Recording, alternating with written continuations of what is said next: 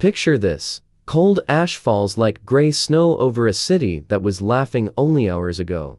Smoke turns the morning sky into darkness, dust burns in your throat, and silence creeps through streets where bread is still warm, wine cups are still half full, and a child's toy lies beside a doorway no one will open again. You are standing in Pompeii, beneath the shadow of Mount Vesuvius, and the cruel irony is that the mountain giving the city fertile soil is the same mountain preparing to bury it alive. This is Gilded Shadow Record, and you probably know the famous version of this story. A volcano erupts, a city disappears, bodies become shapes in ash. But that version is too simple. Tonight, this story opens 30 hidden doors, and behind them waits a deeper question. What does a city sound like in the final hours before it goes silent? At first, Pompeii does not feel like a doomed place. It feels alive. You walk through narrow streets polished by wheels and sandals, past painted walls, open shops, fountains, bakeries, taverns, shrines, and homes where morning routines unfold with ordinary confidence. The city sits near the Bay of Naples, wealthy enough to enjoy beauty, busy enough to ignore fear, and familiar enough with tremors that danger has become background noise. That is the first trap. Pompeii lives under a mountain that has been quiet for so long many people do not understand what it truly is. Vesuvius is not seen as a monster waiting to wake. It is part of the landscape. It feeds vineyards. It watches over villas. It gives the soil richness. You may think danger announces itself clearly, but history often begins with something everyone has learned to stop noticing. Years before the final eruption, a quake shook the region. Buildings cracked, walls split, temples and homes were damaged. Repairs were still visible when the end came. But human beings are strange survivors. After enough fear, they rebuild. They explain. They normalize. You can imagine a mason touching a broken wall and saying the earth has moved before. It will move again. Life must continue. And life does continue. Merchants count coins. Bakers grind grain. Slaves carry water. Families plan meals. Politicians compete for attention through messages painted on walls. Lovers leave scratches in plaster. The city is not frozen in tragedy yet. It is full of noise, smells, gossip, ambition, hunger, pride, and routine. This is what makes the story hurt. Pompeii is not waiting to become history. It is simply living. The deeper you look, the less simple the story becomes. Pompeii is not just a picturesque Roman town. It is a place of inequality and desire. Wealthy houses open into bright courtyards with painted walls and garden pools, while cramped rooms hold people whose names were never preserved. Some own property, some own other people, some pray for profit, some pray for freedom. The coming ash will bury them together, but it will not erase the lives they lived apart. Then the mountain changes the light. A strange cloud rises above Vesuvius, tall and dark, shaped in ancient descriptions like a pine tree spreading into the sky. You look up, and for a moment, the city does not understand. Curiosity comes before terror. People point. They wonder. They wait. The first silence is not death. It is confusion. Ash begins to fall. Not enough to end the world at first. Enough to disturb it. Roof tiles tap. Streets pale. Voices sharpen. People step outside and look toward the mountain. Some gather belongings. Some hesitate. Some believe it will pass. In disasters, the first enemy is rarely the danger itself. It is the human need to believe tomorrow will still resemble yesterday. But beneath this calm, something darker begins to move. The falling material grows heavier. Pumice stones strike roofs, courtyards, shoulders, hands. The air becomes harder to breathe. The sky darkens in the middle of the day. Pompeii begins to transform from city into trap, not in one violent instant, but through the slow closing of choices. You are forced to imagine the first decision. Stay or leave. Gather silver or gather children. Trust the walls or run into roads filling with ash. Every family becomes its own council of fear. Every delay has a weight. Every object chosen means another left behind. Disaster strips life down to impossible choices, and no one inside Pompeii has the advantage of knowing the ending. Some people flee early. They move toward gates, roads, open land, perhaps the coast. They carry bundles, jewelry, tools, keys, money, anything that might help them begin again. But leaving is not simple. Ash blinds, stones fall, animals panic, children stumble. The city is turning strange around them, as if the familiar streets have become a maze drawn by smoke. Others stay indoors, and at first this may seem reasonable. A house feels safer than a darkened street. Walls feel protective, roofs feel solid, but the ash piles higher. Pumice accumulates. Roofs strain under weight they were never meant to hold. What looks like shelter begins to become danger from above. Safety changes sides without warning. Yet the next truth is even stranger. Pompeii's death is not caused only by lava, as many imagine. The city is not swallowed by a slow river of molten fire. The disaster is ash, pumice, collapsing roofs, choking air, and later, deadly surges of hot gas and volcanic material moving with terrifying speed. The familiar story of flowing lava misses the real horror. The mountain does not need a river of fire to erase a city. Far away across the bay, Pliny the Younger later described the eruption in letters,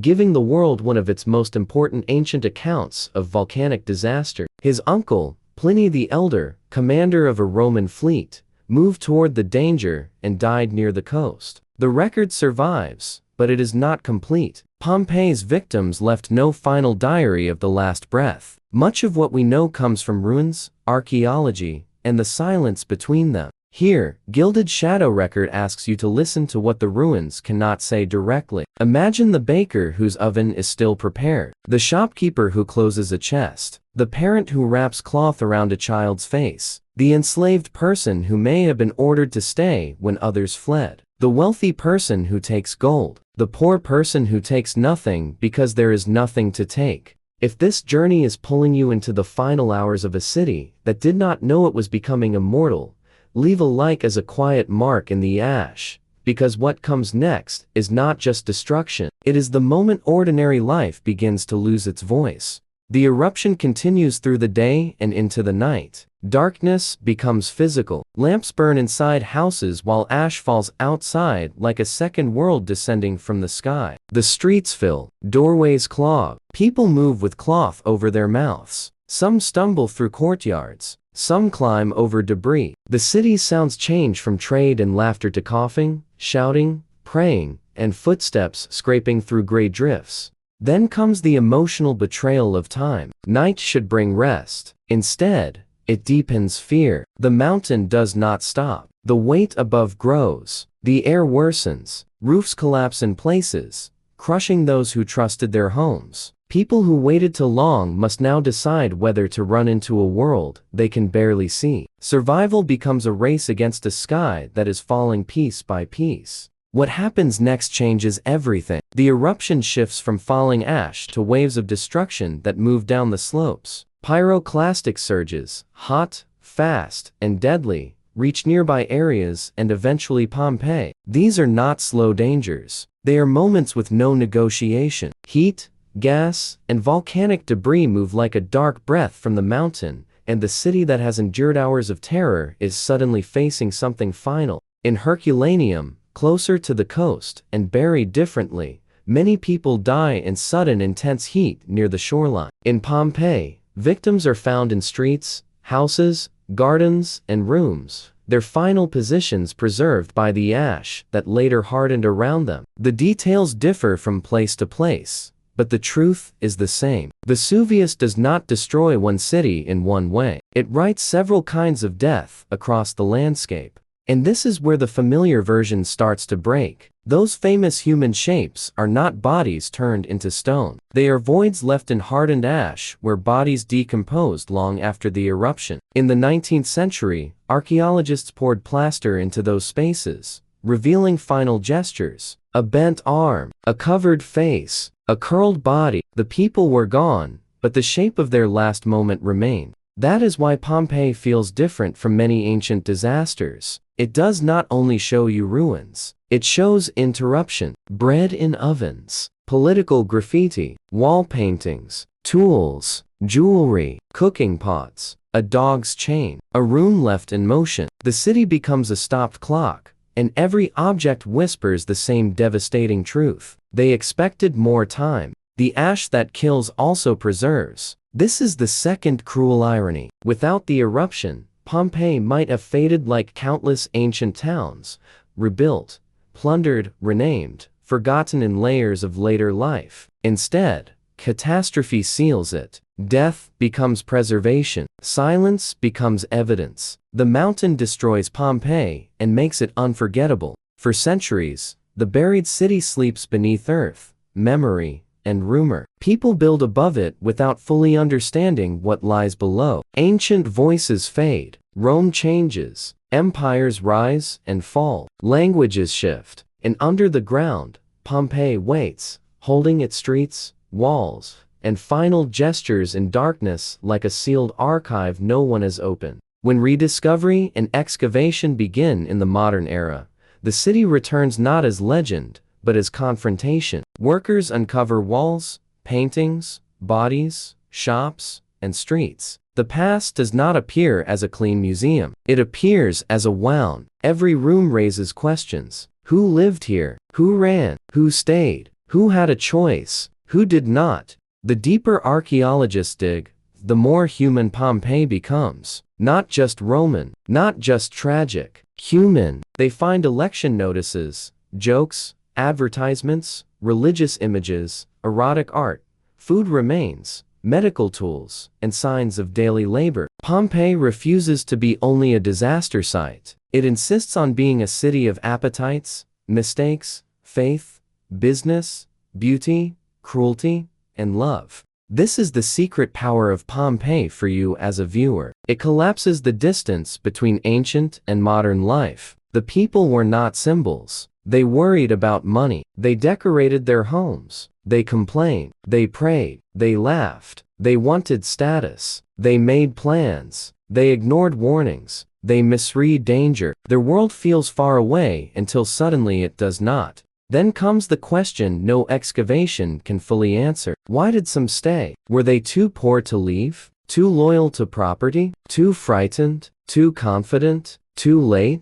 The ruins offer clues, not certainty. Some victims carried valuables. Others carried keys. A key is one of the saddest objects in Pompeii because it means someone believed there would be a door to return to. Near the end, Gilded Shadow Record returns to the silence itself. Not the silence after everything is buried, but the silence before the final wave. Imagine a pause when ash has muffled the city, when the usual Roman noise is gone, when every sound is swallowed by falling dust. No market cries, no wheels over stone, no laughter from taverns, only breathing, fear, and the mountain. The final destruction does not ask who is rich, who is poor, who is free, who is enslaved, who is guilty, who is kind. It arrives beyond human categories. But history remembers that societies are not equal even in disaster. Some people had more transport, more resources,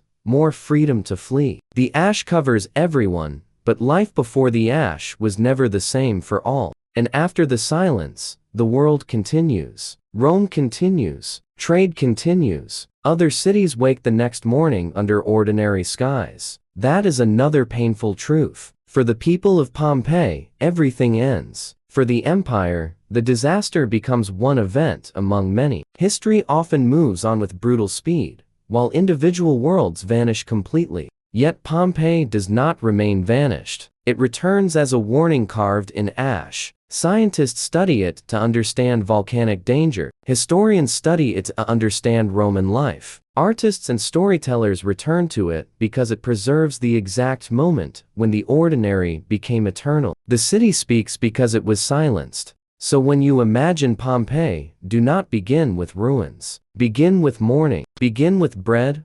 footsteps, painted walls, arguments, prayers, and sunlight on stone. Begin with people who believe they are living another day. Then let the sky darken. Let the ash fall. Let every familiar street become strange. That is how disaster truly enters history, not as an event, but as a transformation of the normal. The final lesson is not simply that nature is powerful. Everyone knows that. The deeper lesson is that danger often lives beside us long before we name it. It becomes scenery. It becomes routine. It becomes something we explain away because life is too full to spend every day afraid. Pompeii shows you what happens when the background becomes the main character. And now, as ash settles over silent courtyards and shadows spread across walls that still remember color, you are left with a city that died suddenly but speaks endlessly. Pompeii did not go silent because it had nothing left to say. It went silent because the world changed faster than its people could understand,